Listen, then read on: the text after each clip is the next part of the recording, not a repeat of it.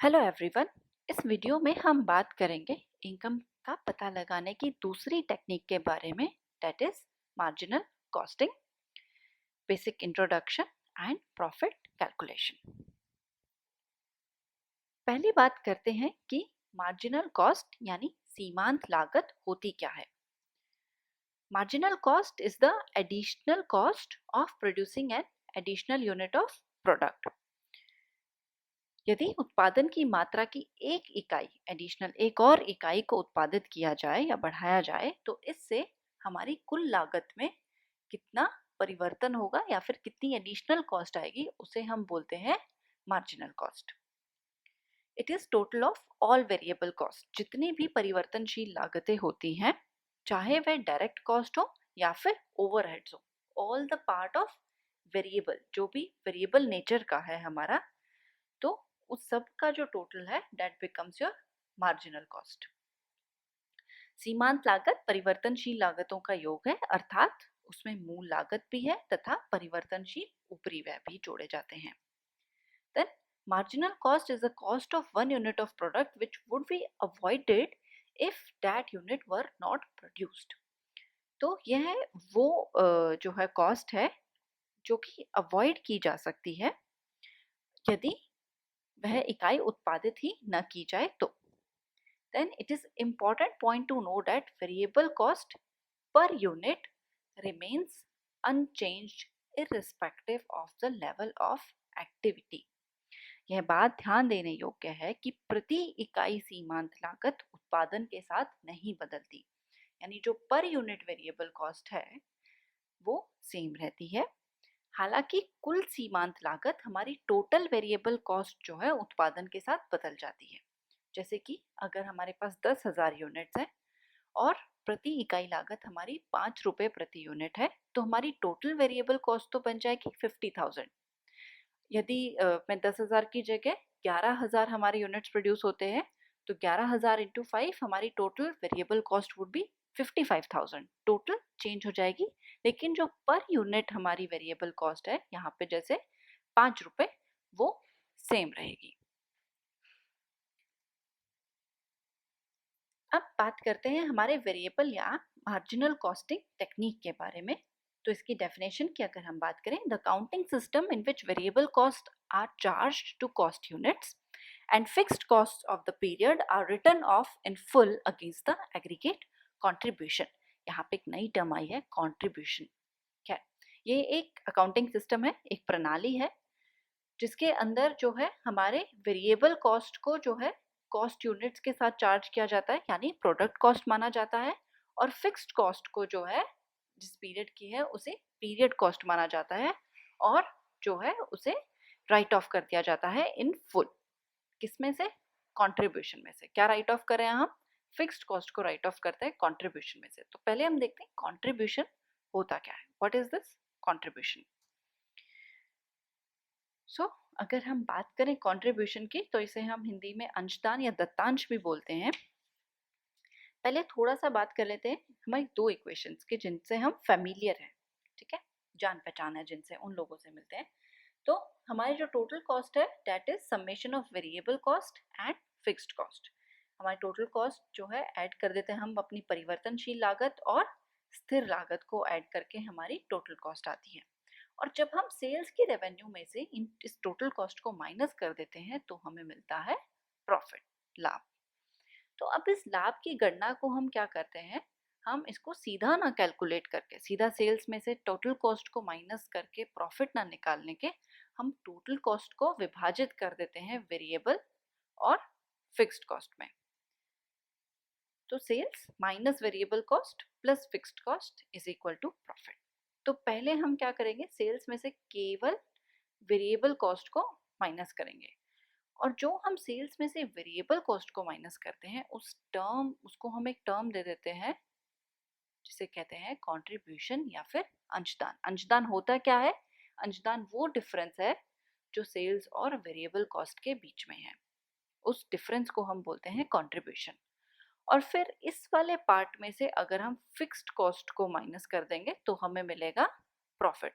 और क्योंकि हम इस पार्ट को क्या बोल रहे हैं, सेल्स माइनस वेरिएबल कॉस्ट को हम बोल रहे हैं contribution. So contribution minus fixed cost is equal to profit. अब हम बात करते हैं कैरेक्टरिस्टिक्स किसकी, हमारी मार्जिनल कॉस्टिंग की, ठीक है। सो मार्जिनल कॉस्ट होती क्या है, सेग्रीगेशन, इसके अंदर क्या होता है, हम सेग्रीगेट करते हैं कॉस्ट को फिक्स्ड और वेरिएबल एलिमेंट्स में, सभी व्यय, हर प्रकार के उत्पादन, प्रशासनिक, बिक्री एवं वितरण, production, administrative, selling and distribution को स्थिर एवं परिवर्तनशील में अलग अलग विभाजित किया जाता है। फिर सभी वेरिएबल कॉस्ट को प्रोडक्ट कॉस्ट माना जाता है और स्टॉक में कैरी फॉरवर्ड किया जाता है। फिर जो है सभी फिक्स्ड कॉस्ट को पीरियड कॉस्ट माना जाता है और उसी पीरियड में राइट ऑफ किया जाता है। इसके अंदर जो हम स्टॉक का मूल्यांकन है, वैल्यूएशन ऑफ इन्वेंट्री करते हैं, उसे हम तैयार एवं अर्ध निर्मित माल के स्टॉक यानी फिनिश्ड और वर्क इन प्रोग्रेस के स्टॉक का मूल्यांकन हम मार्जिनल कॉस्ट के आधार पर करते हैं। फिर हमारा आ जाता है कंट्रीब्यूशन। तो कंट्रीब्यूशन में क्या है, हमारे कुल सेल्स रेवेन्यू में से मार्जिनल कॉस्ट को अगर हम घटा दें तो उसे हम कंट्रीब्यूशन कहते हैं, जो एक नई टर्म है हमारे लिए।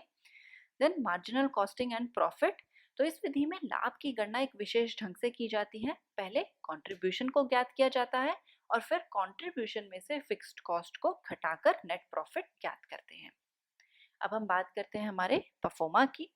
तो इसके अंदर इनकम डिटर्मिनेशन के लिए हम परफॉर्मा थोड़े से फेर बदलाव कर देते हैं। हमने एब्जॉर्प्शन कॉस्टिंग में देखा था, उससे थोड़ा सा अलग है ये। तो हम अगेन सेम लेंगे हम अपनी सेल्स, जो टोटल सेल्स है, फिर हम ऐड करते हैं हमारे प्रोडक्शन कॉस्ट को, जिसमें आता है हमारा direct material consume, direct labour, variable manufacturing overhead, और इसके अंदर जो है फिक्स्ड फैक्ट्री ओवरहेड्स नहीं आते। केवल इन तीनों को ऐड करके हमारा आ जाता है कॉस्ट ऑफ गुड्स प्रोड्यूस्ड। फिर इसमें हम ऐड कर देंगे opening stock of finished goods. Opening को ऐड किया जाएगा और इसकी वैल्यू किस पे की जाएगी, प्रीवियस पीरियड के प्रोडक्शन कॉस्ट पे, प्रोडक्शन कॉस्ट यानी वेरिएबल कॉस्ट पे। फिर हमारे पास आ जाता है cost of goods available for sale.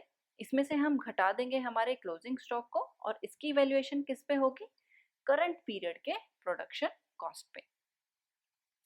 फिर हमारा आता है कॉस्ट ऑफ गुड्स सोल्ड। अब हम ऐड करेंगे हमारे, अगेन हमने बाइफर्केशन किया है फिक्स्ड और वेरिएबल में, तो केवल variable administrative cost and variable selling and distribution cost, इन सब को मिला के टोटल वेरिएबल कॉस्ट, ये वाली भी वेरिएबल कॉस्ट है हमारी और ये वाली भी जो वेरिएबल कॉस्ट है, इन दोनों को मिला के हम निकालते हैं हमारी, इसे हम बोलते हैं मार्जिनल कॉस्ट या फिर टोटल वेरिएबल कॉस्ट।